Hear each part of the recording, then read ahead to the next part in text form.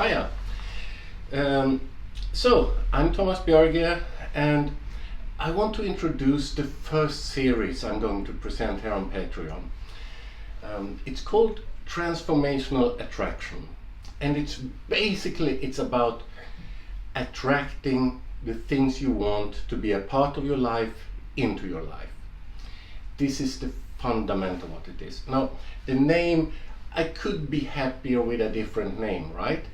When I started presenting this, I usually refer to it as, well, it's got its roots in other formats, but I usually refer to it as the attraction formats. But eventually they sort of took on a life on their own, and so I find that the term transformational attraction is quite descriptive, because it's about creating attraction to attract the things you want into your life in a way which will subtly transform yourself as well and the world. I also sometimes have referred to this as it factor magic, and that's a very catchy name, right? It factor magic. But I find that most people they associate it factor with attracting people, like, you know, the it girls of London and the people who have got it. Reminds me of when I was like a teenager and I was chatting with this girl, and you know, women for men can be quite mysterious at times, so I was asking her about that other guy whom all the girls seem to find so attractive, and she goes, well, he's got it. It? I couldn't see it. Oh, but you know, you can see it, you can feel it. I couldn't. So what was this it that guy had? Frankly, I wanted some of that it. Not his it, my own version of it. Now, in one sense, transformational attraction seeks to answer this question. And now, let me give you a little framework about this particular video. First off, obviously, I want you to sign up on Patreon, become my Patreon, and watch the entire series. If it is something that is right for you. And how can we figure this out? So that's why I figured out, I just present the framework of the transformational attraction method like this. So that will give you a fair chance to evaluate if this is something you want to go deeper into. And also, of course, I just want to share this, you know.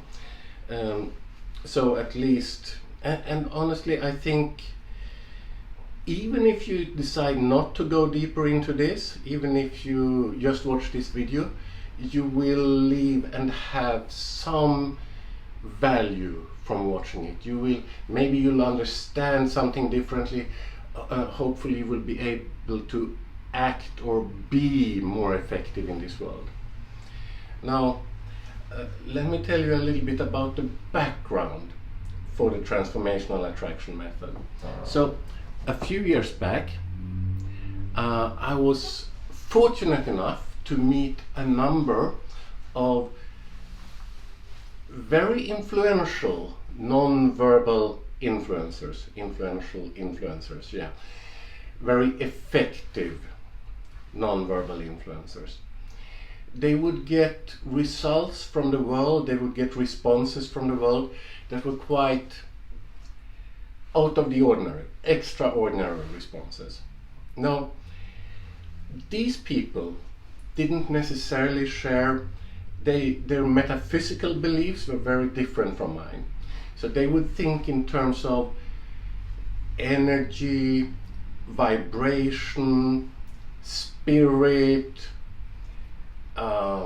auras, and for me, most of the time, I think in terms of more like synesthesia, feelings,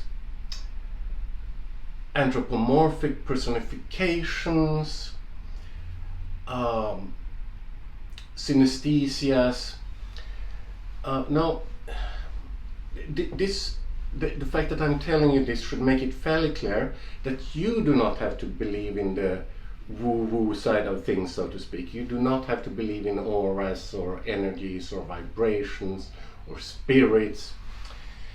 But I also want to be clear that you don't have to believe in what I happen to believe in. You do not have to believe in synesthesias or as an explanatory model. No, because all of this is just a matter of you do certain things and with a bit of luck you get certain responses. I hasten to add, with a bit of luck, because you're not at cause. You're not determining how the world responds to you. You can only influence it, right? So, given this background, that I met these people who were highly influential. One of my own backgrounds is that I'm a modeler. I find something people do and I model it. And when I say I model it, I mean I learn how to replicate some of the results they get. A significant portion of the results they get. If you can't replicate it, in what sense can you say that you're a modeler? That's always been a little bit of a mystery to me. But it's not just that I replicate myself the kind of results these people got. I also teach others how to do the same. And so now this method, Transformational Attraction, I taught it to, I don't really know, but I'm fairly certain it must be more than 600-700 people. It's probably less than 1,000. And I've taught it in small groups, I've taught it to individuals, I've taught it to large groups, large audiences, plus the online stuff. I have no idea how many people my online presentations have reached. Now, but it's the live presentations that are important in this particular context, because when you create a method like this, it evolves. So in the very beginning, I wouldn't want to go. It was very interesting and valuable, but I wouldn't want to go back to teaching it that way. So this leads me to the first part of Transformational Attraction. And the first part is called Enter the Imaginarium. And an Imaginarium, it's simply a place that is devoted to imagination. And ideally you would have one in physical space, but when we do Transformational Attraction, you just have a place inside your imagination where you go and imagine things. So, you know, a lot of people like that quote by Lewis Carroll, Alice in Wonderland. I think it's the Red Queen that goes something like, "Oh child, when I was your age, I would believe as many as 5 or 6 impossible things before breakfast even." Now, as wonderful as that quote is, how often do we practice this? And what would be the purpose of believing impossible things? Well, the purpose would be this: beliefs are a trap, beliefs are a prison, beliefs, we are all imprisoned by our own beliefs. Convictions cause convicts.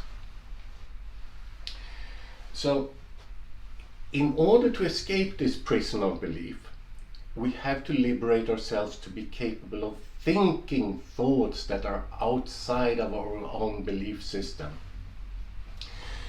Now, there is a second reason why we use the Imaginarium, and that reason has to do with self-concept, self-image.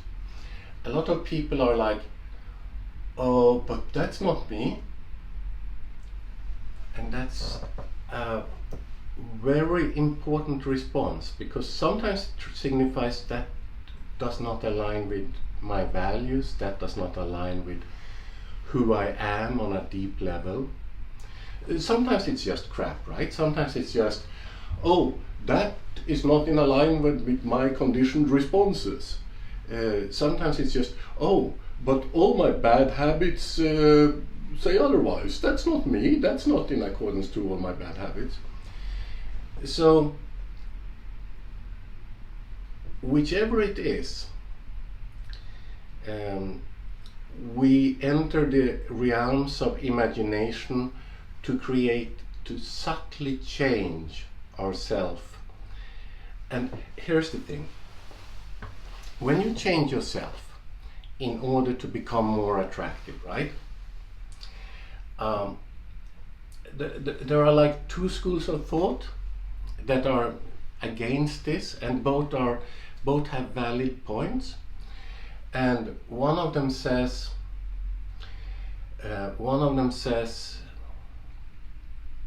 no, I do not want to act as if I'm somebody else. I don't want to be a fake. And in Germany they have this book, and I really love this title of this book because it's such an horrible title. It's called Die perfekte Masche, the perfect mask. And it's a book for men who want to learn how to pick up girls. The perfect mask. Jesus Christ, can you imagine a more horrible concept? So the idea is that you figure out a mask that will pick up girls, and then you put it on you. So there is a validity in this. When you change yourself in such a way as to become more attractive to the world, it's extremely important that you do so in a way that is harmonious with who you are. That you do so that you can act as an expression of yourself. But it is also important that you don't fall into another trap, and that trap is this.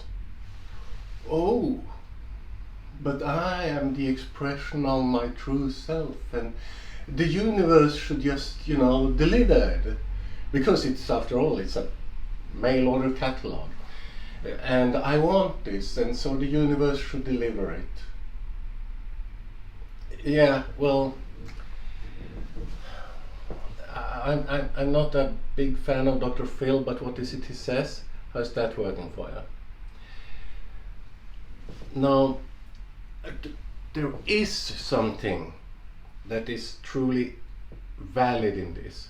If you truly express yourself, you're likely to attract the people who like you, and not the people who like something like that, a mask. So, now, nevertheless, we want to find balance. So, well, think of it like two Venn diagrams. These are all the ways you can be in, which are like the expression of your true self. These are all the ways you can be in, which are attractive to the things you want to attract in the world. Now, you want to have, expand this thing in the middle. So, this is one of the things we do in the Imaginarium. And there is also a third reason. And the third reason is that we want to enter a place where we simply imagine things, because in our imagination we can explore what would happen and what would be consequences of acting in new and unexpected ways, to escape the trap of who we are. Because if we just continue to act, expressing our old habits, responding according to our conditioned responses, we ain't gonna get, by change you and you'll change your world. It's as simple as that. When people around you change, your responses to them change. And that's like a symmetrical relationship, right? When you change, people around you change. So this is why we create the Imaginarium, to be able to imagine the impossible. Now, part two of the Transformational Attraction method. It's actually evaluating what it is we want to attract, and in a more experiential fashion.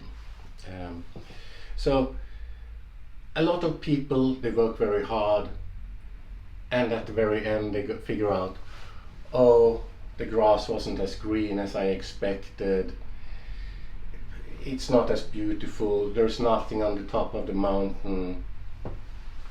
And we don't want to put a lot of work and effort into changing and ending up with something we don't want. That would be kind of a downer letter, letting down, disappointment, right?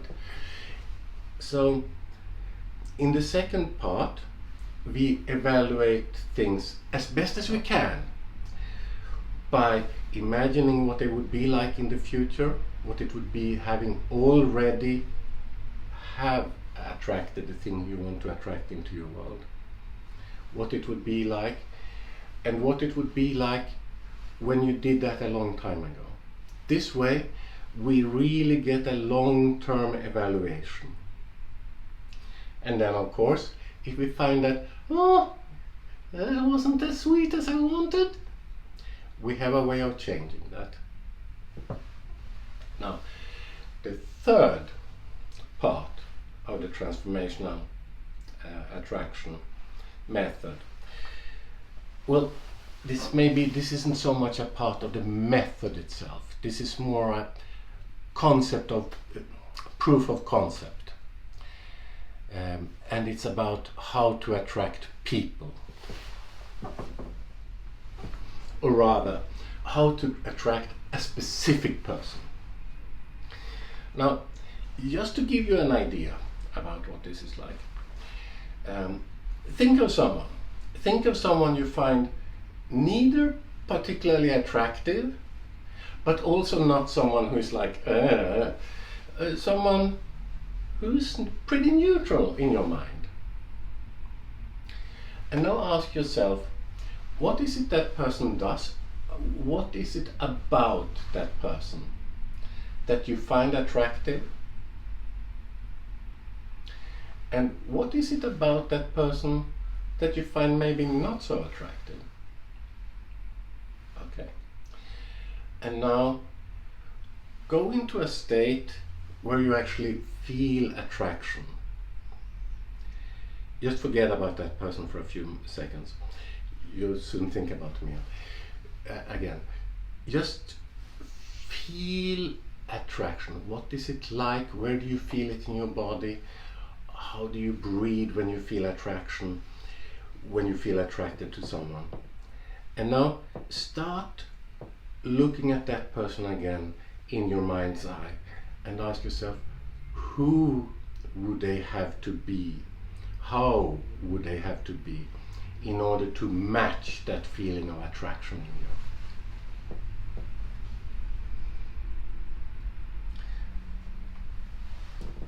And now ask yourself, if they were that way, is it humanly possible for them? Hopefully it is. And if they act that way, if they are that way, would you feel attracted to them?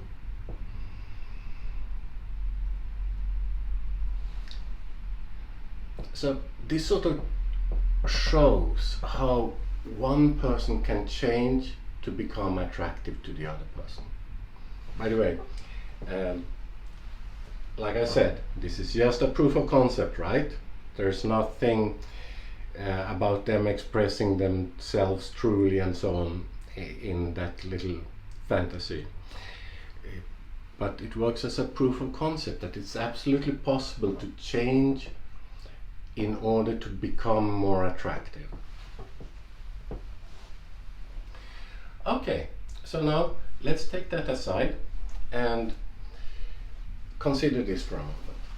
So think of someone that you yourself would like to attract. And this doesn't have to be attracting, like in a romantic or intimate fashion. This can also be like attract in a professional setting or in a professional way. But just think of someone you want to attract. Now, in your mind's eye, just leave your own body and step into theirs. And become them, breathe like they do, see through their eyes, listen through their ears, and now observe yourself. And ask yourself, through their body, while you're in their body, while you see through their eyes, while you listen through their ears, while you perceive the world through their filters. What's attractive about that you? About the old you?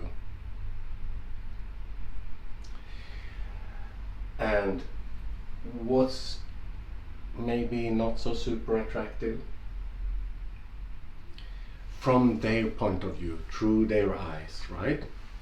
So shake it off a little bit, and now, while you still imagine being them, imagine feeling attracted, the way they feel attracted. And ask yourself, how would you have to change? Who would you have to be in order to match that feeling of attraction?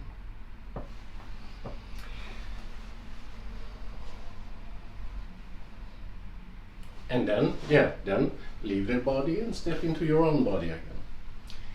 Your updated version of yourself, the self that is actually attractive to them. Just try it on, because like I said, we don't want to end up in that kind of situation where we wear a mask in order to be attractive. Now ask yourself also this. Leave it just for a moment.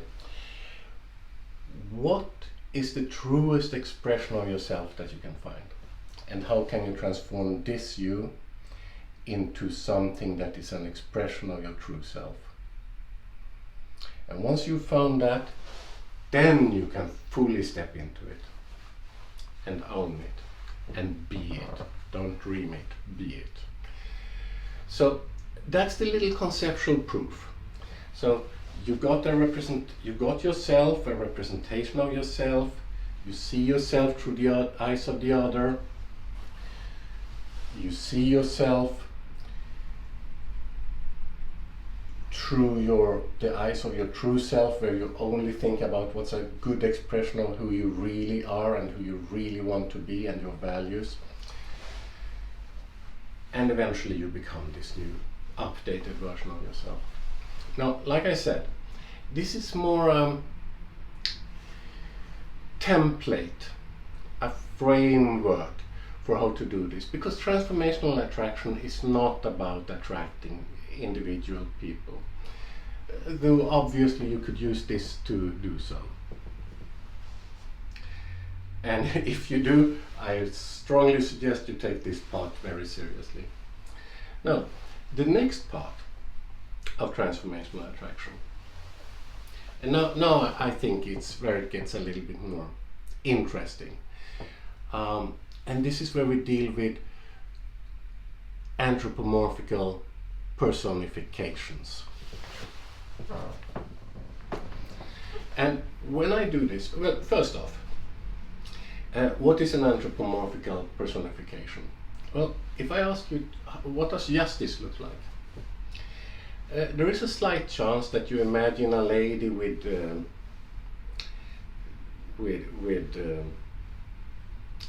a set of scales and a sword. So what is she? She's a personification. She's an anthropomorphical personification of justice. So weighing the good and the bad and enforcing the righteousness. The Greek gods are a good example of personifications. Psyche and Amor and all that. And it's something, if you've seen that beautiful little Disney movie, where anger is like fire, and joy is happy, all the time, and so these are different parts of, these are feelings, right, that have been given a human form, and that's basically what a anthropomorphic personification is. Oh, and the term, of course, is from Terry Pratchett, that brilliant author. It's what he calls death, for example, and death moves around with a sight, and well, basically does what deaths do, and he is an anthropomorphic personification, and especially with the voice of Christopher Lee, I believe it is, that becomes very dramatic and effectful. So how can we use these anthropomorphic personifications? Well, so when I teach this to groups, I will usually use the example of money, because when I ask a group, is there any one of you who doesn't want to attract more money into your life? Usually in a group, there are very few people who will say no. There are such people, and good on them. But I'll use money as an example, because most people want more money attracted into their lives. So then the question becomes, if money was a person, who would money be? What would money be? And people have all kinds of ideas about this.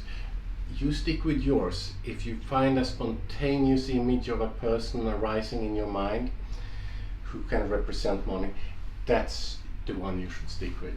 Some people see a little green person for some reason, God knows why. Some people see Benjamin Franklin talking. I mean, he's on the $100 bill. $100? Yeah, $100, I think it is. Some people just see someone dressed in a suit and so on. Doesn't matter which it is. Create a personification of money. And, well, first off, you know, you can always write a little letter to money. I think this is a good way to illustrate that we think in terms of personifications already. It's a very natural way to think. Dear money, I know our relationship hasn't always been as good as I would have hoped. But I know one thing, I would wish to see more of you in my life, very much. Now, you can continue to write such a letter, and you can ask money questions. You can ask money, what do I need to do to attract more of you? And you know those letters that you write, and you just find yourself, and you don't even have to write it physically, right? But just imagine writing such a letter. And when you write the letter, you suddenly find the need to send it has evaporated, because you figured it all out while you were writing and imagining that other person. Now, anyways, after you've done that little thing, or before, just imagine the personification of money. Step into that personification and perceive the world through the eyes of money.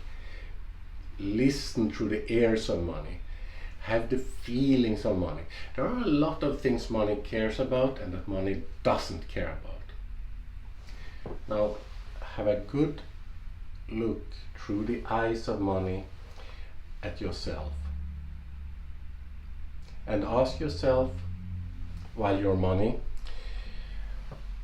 what's attractive? What does he or she do that really attracts me? And what does he or she do that makes me want to run away? Shake it off a little bit. And remember, it's just information. It's just information. No need for judgment. Just information. Understanding is what the game is about, not evaluating. Now, again, become money. Imagine that you are money, the personification of money.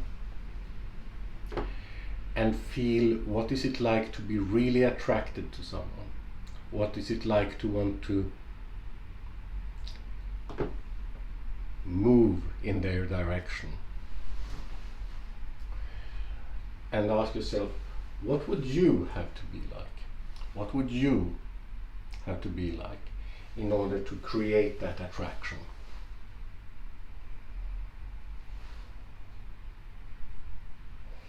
And once you have some sort of answer to that, just step into your own body again and notice what it is like to be like that, to be more attractive to money. Shake it off and look at yourself through the eyes of who you really are, through the eyes of your values, through the eyes of your true self, in lack of a better word, and ask yourself, how can this being, this version of me, be an expression of my true self? How can this be a good expression of who I am and what I want to be? And notice the changes that happen, and step into yourself. Okay, so this is basically what the working with anthropomorphic personifications is about. It's not about believing that money is a person. You don't have to believe any of this stuff. It's just about computing data, processing information in a different way. That's what it's about. It's about looking at, in this particular example, money as a living human being, rather than as some abstract sort of things, a quantity of things that is backed by governments or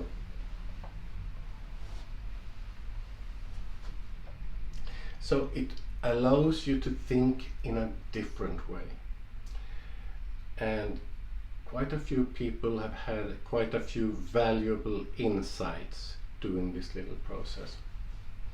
Okay, so that was the anthropomorphical personifications. Okay, the final part of the transformational attraction system is about auras. And now I personally, I don't believe that auras exist, quote unquote. I think that what people refer to as auras are synesthetic representations. Synesthesia, I use the word a little bit different and a little bit broader than what, not as something that affects 1 in 2,000 people, but rather as a capability all of us have.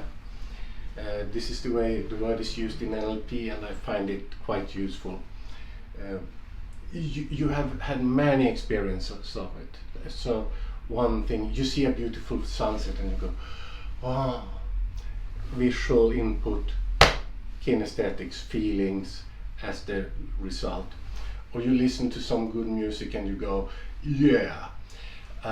So again, it's auditory input and again a kinesthetic response. You feel something when you hear that music. So this is the kind of thing I believe happens when people perceive auras. They see a person or they hear a person, so they have this auditory and visual input, and then as a result they feel something or they see some colors around the person. Well, but again, it doesn't really matter if you believe this or if you believe that.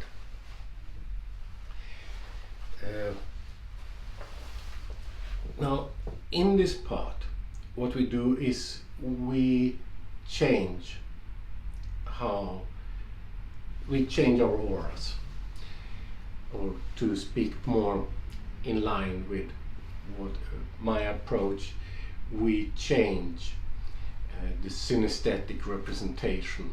We change the perception on the level of synesthesia. So, you know, when someone has it, this is what we model here. Now, I'm not going to overload you. But I want to start with this because a lot of people go, oh, but I can't see an aura, or I can't feel an aura, and I think you can. Almost everybody in my live presentations are capable of seeing them or feeling them after just a very brief introduction. So I would like to invite you to think of someone you like thinking of. Think of someone who's not in your presence right now. And just ask yourself this. Is their aura... So call them forth so you can actually imagine that you can see them in front of you. Imagine that you can hear the tone of their voice. Imagine that you can feel whatever you feel when you're in their presence. Now ask yourself this. Is their aura 2D or 3D? Oh, but auras cannot be 2D. Well, how do you know if you can't see them? So, is their aura black and white or color? Now, is their aura dense or light? Is their aura heavy or light? If their aura has colors, which colors does it have? More green or more red? More violet or more black? More white or more gold? And if you feel their aura, how close can you get until you feel the first layer and the second layer and the third layer? Because all auras have 3 layers, right? Not necessarily, but usually you can feel, when you're in the presence of another human being, you can feel, depending on how close you stand. Is their aura square or is it round? Or is it more like egg-shaped, or is it more like radiant out? And you may find, as you start to process and answer these questions, that yeah, you get a little bit of glimpses. Oh, but are they the real aura? Well, I don't believe the real aura exists. And maybe it does, maybe I'm wrong. But the point is not that. The point is your perceptions. And you can also, if you feel their aura, is it warm? Is it cold? Is it more like satin or like sandpaper? So, okay, I really hope that you are starting to get the impression that, yeah, you can actually perceive an aura or a synesthetic representation. Now, I feel that my throat is getting a little bit dry, and also when I say I don't want to overload you, I mean that for reals. I'll simply present the last little parts about the aura in a later video. That will also be one of these that you can access even without becoming a Patreon member. So, but yes, I need to summarize this. I need to tell you what you will be able to do. It is to change your own aura to have a more intended effect. Okay, so that was a brief summary of transformational attraction, and I hope that you have found it of both interest and value. And if you have found it of interest and value, I would like you to sign up on my Patreon. Because I will present more material so you can get this more in depth and not just as something you can talk about. Because as nice as it is to talk about stuff, you really want to be able to do it, to use it. That's it. Okay. Thank you so much for watching, and see you next time.